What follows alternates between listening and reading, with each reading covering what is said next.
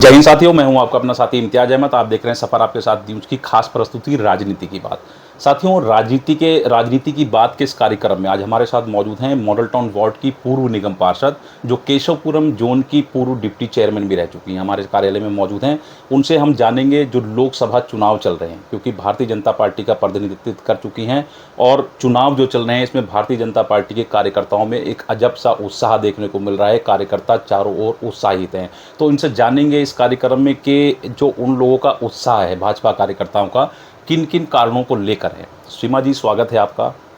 आप धन्यवाद। मैम, लोकसभा चुनाव का समय चल रहा है और आज अंतिम चरण की वोटिंग भी वो समापन उसका हो गया है, तो किस तरह से आप लोग देख रहे हैं? और क्योंकि आप लोग काफ़ी प्रचार में लोगों के पास गए, तो क्या माहौल लगा और जो आने वाला समय है किस तरह से रहेगा?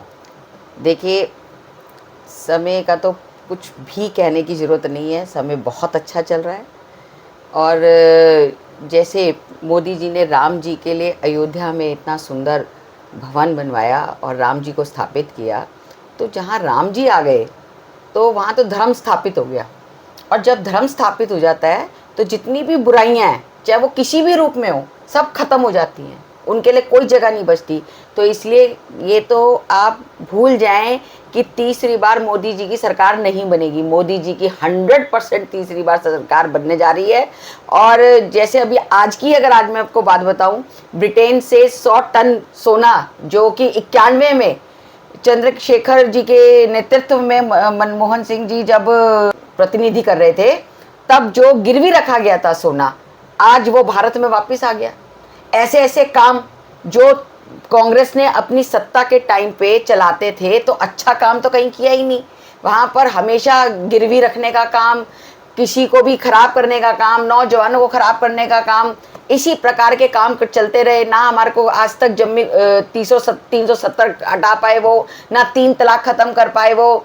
आप इतने इतने मुद्दे हैं जो कि मोदी जी ने करके दिखाया है। तो जो नामुमकिन होता है वो मुमकिन अगर कोई कर सकता है तो वो मोदी जी कर सकते हैं। और ये तो मैं आपको 100% गारंटी देती हूँ। जैसे मोदी जी कहते हैं ना अपनी मेरी 100% गारंटी है, ऐसे मैं भारतीय जनता पार्टी की एक छोटी सी कार्यकर्ता होने के नाते भी एक बहुत बड़ी गारंटी दे सकती हूँ कि अगर देश को कोई बचा सकता है, चला सकता है और बढ़ा सकता है, तो सिर्फ नरेंद्र भाई मोदी जी बढ़ा सकते हैं, अन्यथा कोई नहीं। मैडम, कार्यकर्ताओं में तो उत्साह बहुत देखा जा रहा है। मैं अगर हम आपसे बात करें लोगों की, तो क्योंकि प्रचार के दौरान आप लोग लगातार क्षेत्रों में जा रहे हैं, सेवा बस्तियों में जा रहे हैं, पौष इलाकों में भी जा रहे हैं, तो लोगों का जो है वो क्या नज़रिया है, क्या रुझान है उनका? देखिए, जब हम क्षेत्र में जा रहे थे, प्रचार कर रहे थे, अब तो आज 1 जून को आखिरी वोटिंग भी हो गई, खत्म हो गया चुनाव। जब दिल्ली में चुनाव 25 मई को था, मैं तो दिल्ली की बात अगर करूं तो जब हम अपने क्षेत्र में जा रहे थे तो लोग साइलेंट थे। तो लोग साइलेंट इसलिए नहीं थे कि लोगों को समझ नहीं आ रहा था कि हमें क्या करना है क्या नहीं करना। लोग साइलेंट इसलिए थे कि केजरीवाल जी की बदतमीजी निरंतर बढ़ती जा रही थी। एक महिला को खुलेआम, अपनी ही पार्टी की महिला को अपने ही पीए से पिटवा सकता है जो इंसान, वो कुछ भी कर सकता है। वो महिलाओं की कौन सी रक्षा करेगा?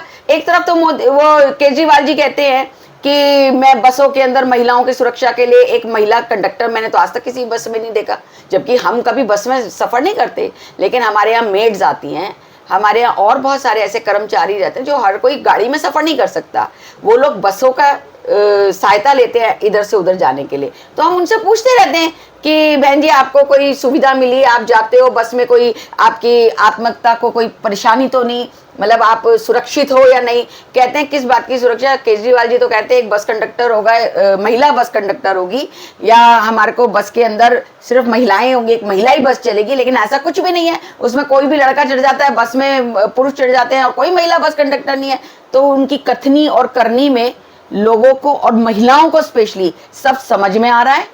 वो कोई इस बात में कोई दो राय नहीं। एक तो महिलाएं उनकी शराब नीति से बहुत परेशान है।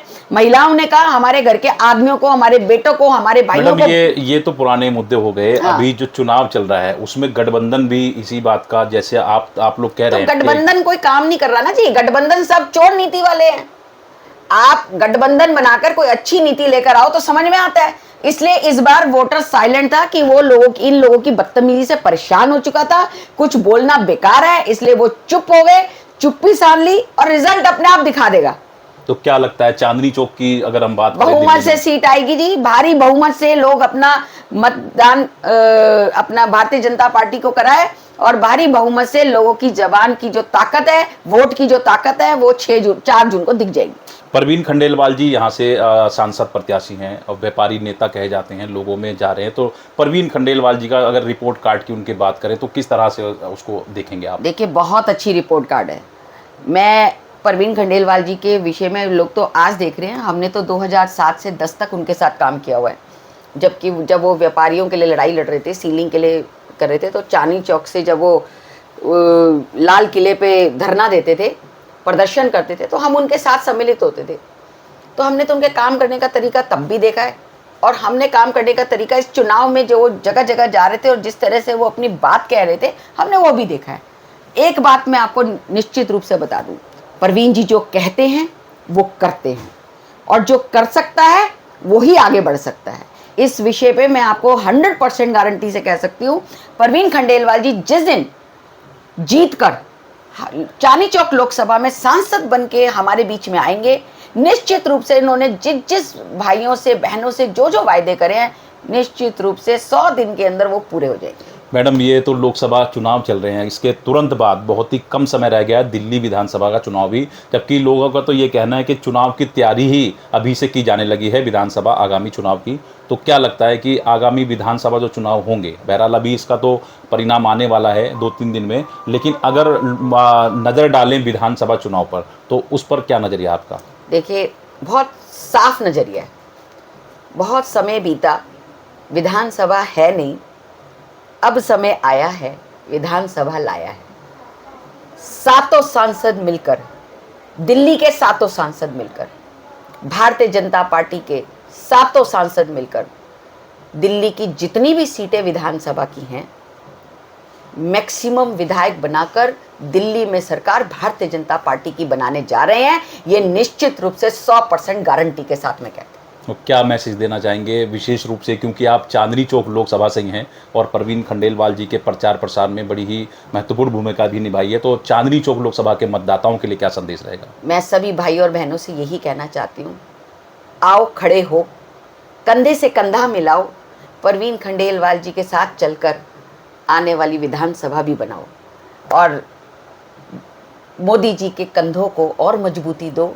दिल्ली से मार खा रहे हैं मोदी जी, इसलिए आयुष्मान जो हमारी एक योजना है जो मोदी जी ने दी, जो हमारे गरीब भाई हैं जो इलाज नहीं करा सकते, वरिष्ठ नागरिक हैं वो इलाज नहीं करा सकते, ऐसी बहुत अनेक योजनाएं हैं जो अन्य प्रदेश तो उसका लाभ ले रहे हैं लेकिन दिल्ली नहीं ले रही है। मैं दिल्ली वासियों से अपील करती हूँ कि हर वो योजना का हम लाभ ले सकें, इसलिए खड़े हो जाओ, उठो, कंधे से कंधा मिलाओ और अपने सांसदों के साथ धरती पर जमीन पर उतर जाओ और आने वाली विधानसभा पर बहुमत में भारतीय जनता पार्टी का परचम लहराओ। लोकसभा चुनाव के साथ ही या यूं कहें जो कार्यकर्ता हैं पार्टियों के उनके जहन में भी कहीं ना कहीं विधानसभा की भी तैयारियां अभी से ही उठने लगी हैं। हमारे साथ सीमा गुप्ता जी थी जो मॉडल टाउन वार्ड से निगम पार्षद रह चुकी हैं और केशवपुरम जोन से पूर्व चेयरमैन का दायित्व भी उनके पास रह चुका है। उनका भी साफ तौर पर कहना है कि लोकसभा के तुरंत बाद जो विधानसभा चुनाव होने हैं दिल्ली के, उस पर भी भारतीय जनता पार्टी का पूरा कब्जा इस बार रहने वाला है। हमसे बात करने के लिए सीमा जी आपका बहुत बहुत धन्यवाद।